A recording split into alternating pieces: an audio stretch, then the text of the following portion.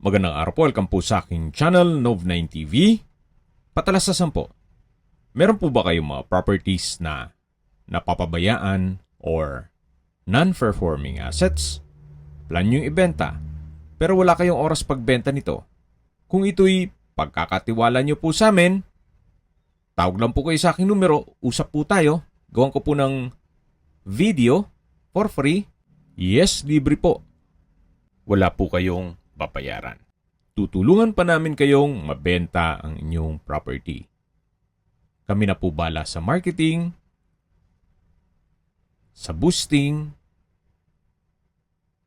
pati po sa paid advertisements, even sa tripping. Hindi na po kayo mapapagod sa pag-entertain ng mga buyers.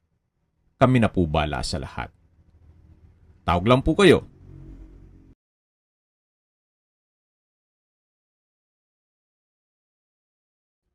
Nandito po tayo ngayon sa Molino, Bacoor, Cavite, kung saan meron po tayong bagong video presentation. Isang bungalow house na may lot area na 128 square meters. May floor area po ito na 72 square meters. Ito po yung newly renovated. Nasa loob ng isang subdivision na flood-free area. Mayroon po itong 3 bedrooms, 1 toilet and bath, formal kitchen, living area, service area. Nakabakod na po buong property. Pasok po tayo dito sa pedestrian gate. At dito naman po sa loob ay meron pong garahe na kakasya ang dalawang sasakyan. Sa mga naghahanap po ng low budget na property na nasa loob ng isang subdivision at wala na po kayong papagawa, titulado, buhay po ang may-ari, ito na po yung hinahanap nyo. Pwede nyo rin po itong gawing rental business. Marami pong naghahanap ng mga paupahan dito. Pasok po muna tayo para check natin itong property ni Madam at Sir. Meron po itong aluminum screen door dito sa main door. At naka-steel door na multiple locks. Mga 20 plus din daw po ang bili nila dyan. Ito po yung living area. Then sa dulo po yung kitchen at dining area. Hindi po kasama yung dining set. Bali po, bare lang po ito. Then meron pong mga sliding glass windows, naka-tile flooring, pulido ang pagkapintura ng ceiling at wall, at ito po yung tinutukoy ko na formal kitchen. May kitchen countertop, stainless sink with faucet, at kitchen cabinet. Ito naman po yung access door papunta dito sa likod ng bahay o service area na naka-aluminum screen door. Then yan po yung tinutukoy ko na service area at dirty kitchen. Meron din po itong countertop at double stainless sink with faucet. Then meron din po cabinet. Ito po yung setback na papunta naman yan doon sa harapan ng bahay o garahe. Balik po ulit tayo dito sa loob. Yan po yung kitchen countertop ng formal kitchen. Dito naman po yung dining area at sa dulo naman yung living area o salas. Ito po yung common toilet and bath. Meron pong hand wash basin, water closet with bidet. Brand new po yan. Naka-tile bathroom wall, towel holder, shower enclosure. Meron din pong overhead shower. At from floor to ceiling po ang tile bathroom wall. Yan po yung common toilet and bath. Then, ito naman po yung unang kwarto. Sa spasyo, sakto lang. Hindi naman siya ganun kaliit at hindi naman ganun kalaki. High ceiling at meron din pong glass window. Ito po yung naka-solid wood door. Balik po ulit tayo dito sa may kitchen, dining area, at sa may living area kung saan malapit naman po yung main door. Ito naman po yung second and third bedroom. Ito po yung second bedroom. Malaki din po ang espasyo. pulido ang pagkapintura ng ceiling at wall, at may sliding window. Na pag sinilip mo naman dito ay yung garahe at yung main gate. Ito po yung second bedroom.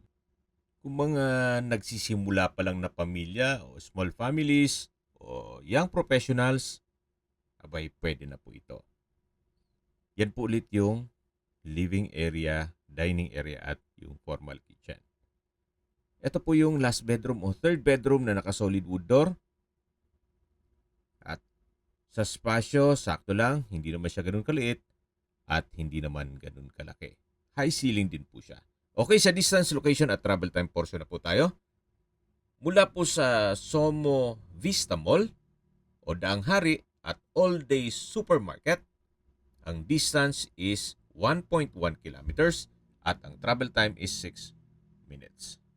Mula naman po sa SM Molino, ang distance is 2.1 kilometers at ang travel time is 7 minutes.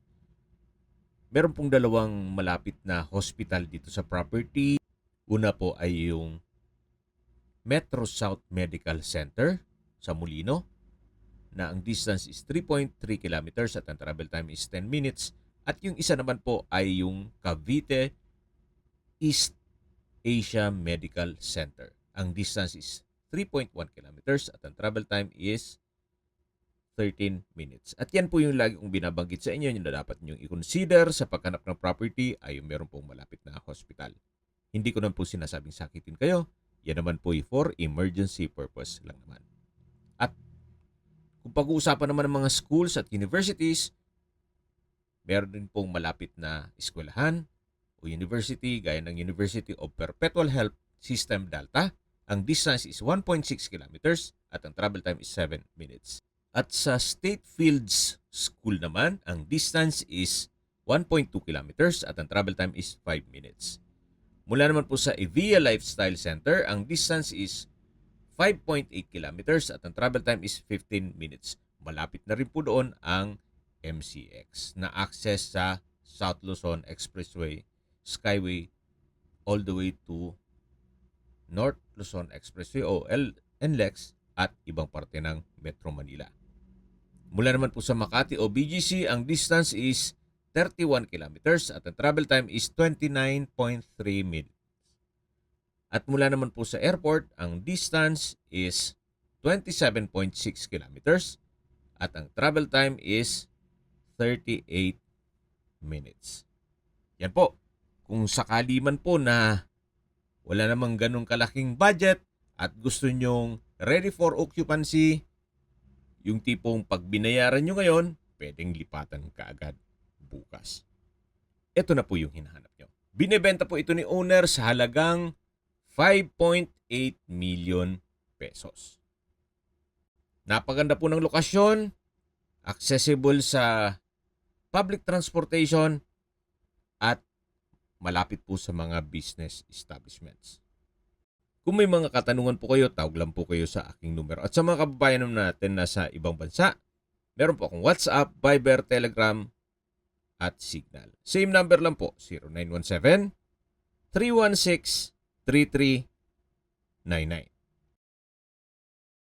Sa mga nagtatanong naman po ng aming Facebook, meron po aming Facebook page na Nov9TV at Facebook Real Video. Meron din pong TikTok at Instagram. May ibang YouTube channel po kami, the Nov9TV channel, Nov9TV Listings, Nov9TV On The Spot, Nov9TV Updates, at Nov9TV House Rental. Sana po naibigyan nyo ang video presentation. Paki-like and subscribe na lang po sa aking channel para ma-update din po kayo sa aking future listings. Kung sakali po hanap nyo yung mas malaking sukat ng lupa, meron din po kami ibang listings na pwede nyong pagpilian. Huwag po kayong mag-atubiling tumawag sa amin. Then, let us know your budget para malaman namin kung anong property pwede naming ilong sa inyo. Sa lahat pong viewers, subscriber at nagtiwala po sa amin, salamat po sa suporta. Ingat po kayo lagi at yung pamilya. Maraming salamat po.